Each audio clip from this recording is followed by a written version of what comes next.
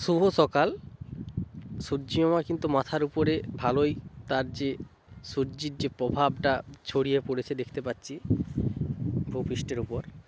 তো এখন আমরা যে বিষয়টা নিয়ে আলোচনা করতে চলেছি, যে আলু চাষের যে আলু গাছ বেরোনোর সাথে সাথেই কিন্তু কিছু আগাছা কিন্তু মাথা উঁচু করে আসতে থাকে, যা আমাদের যে মূল যে শস্যের চাষ সেটাকে বাধা হিসাবে প্রধান বাধা হিসাবে দাঁড়ায়।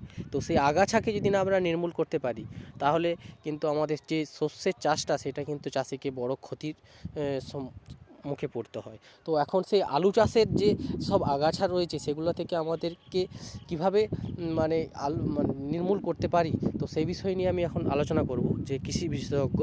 তো তো সেই আগাছাগুলো কি কি হয়, তো সেগুলো আমি আগে বলে দিচ্ছি। তো এই আগাছাগুলো যেগুলো হয়, যে একটা বন বেগুনের মতো একটা যে আগাছা থাকে, তো দেখতে পাচ্ছি এখানেতে মনে হয় মানে শয়ে শয়ে বেরিয়েছে।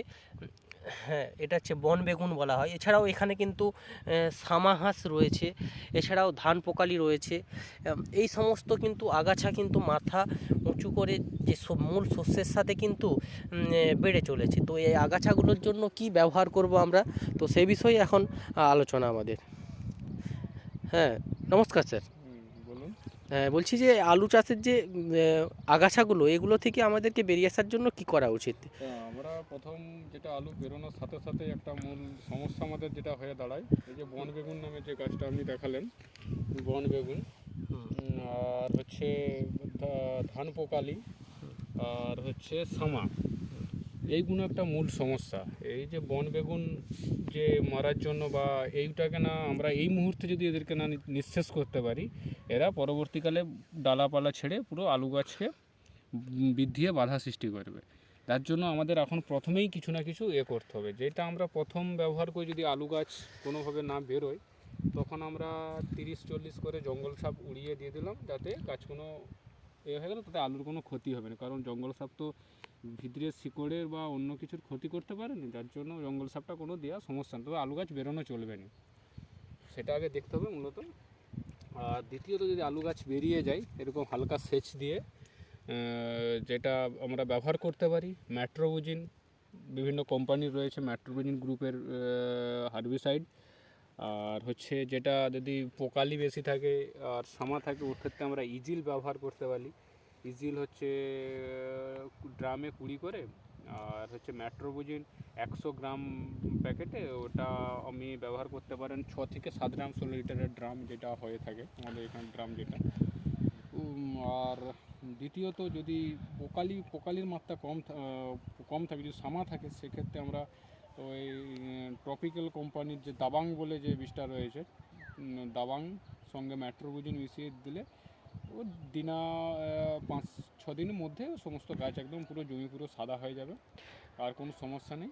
আচ্ছা, বলতে চাইছি যেটা যে বন বেগুনের যে চারা গাছটার কথা বলছেন, এই গাছগুলো কি সবই মরে যাবে, না এর থেকে বড় যদি গাছ থাকে চারা থাকে সেগুলো কি মরবে না, না? যদি 6 পাতারে হয়ে যায় আচ্ছা সেক্ষেত্রে চাপ হয়ে যায়, আচ্ছা সেক্ষেত্রে আচ্ছা মারা খুব চাপ হয়ে যাবে। যে আচ্ছা। এই সময় যেটা আপনি ছবিতে দেখাচ্ছেন, হ্যাঁ। এইগুলো মানে দিয়ে দিলে নিশ্চিন্তে আপনি থাকতে পারেন যে আচ্ছা 4-5 দিনের মধ্যে পুরো শেষ। আর আচ্ছা আচ্ছা ওই জন্য বীজটাকে এই মুহূর্তে ব্যবহার করতে হবে। আচ্ছা আচ্ছা। একটু এই ওই জমিটাতে কি বীজ দেওয়ার এখনই প্রয়োজন রয়েছে, না একটু যেহেতু এই সেচ কালকে দিয়েছে মনে হচ্ছে, যেটা আচ্ছা দেখে বোঝা যাচ্ছে, আচ্ছা আচ্ছা আর একটা দিন হয়তো জমিতে নাহলে পায়েতে কাদা জোড়াবে, ওর আচ্ছা জন্য আরেকটা দিন দাঁড়িয়ে আচ্ছা তো এই ম্যাট্রোবুজিন 100 আচ্ছা গ্রামের হচ্ছে 6-7 গ্রাম, আচ্ছা আর সঙ্গে ইজিল বা ওই দাবাং আচ্ছা যেটা বললাম, একটা করে ড্রামে দিয়ে দাবাং একটা করে দিয়ে পাউচ আচ্ছা ব্যবহার করলে আচ্ছা 5-6 দিনের মধ্যে এই সমস্ত ঘাসে জমি পুরো সাদা হয়ে যাবে, কোনো ও, চাপ এই নেই। জমিটা তো কিন্তু ভালোই এখনো ঘাস বেরিয়েছে দেখতে পাচ্ছি, এখনো জমিটা সেচ হয়নি। এইগুলোতে এখন এই মুহূর্তে জঙ্গল সাপ দিয়ে দেওয়া চলবে, উড়িয়ে আচ্ছা জঙ্গল সাপ দিয়ে দিলেই চলবে। আচ্ছা, শুধু জঙ্গল সার? হ্যাঁ, জঙ্গল সাপ 40, আচ্ছা 30-40 করে দিয়ে দিলে এই গাছ পুরো, আচ্ছা যেহেতু আলু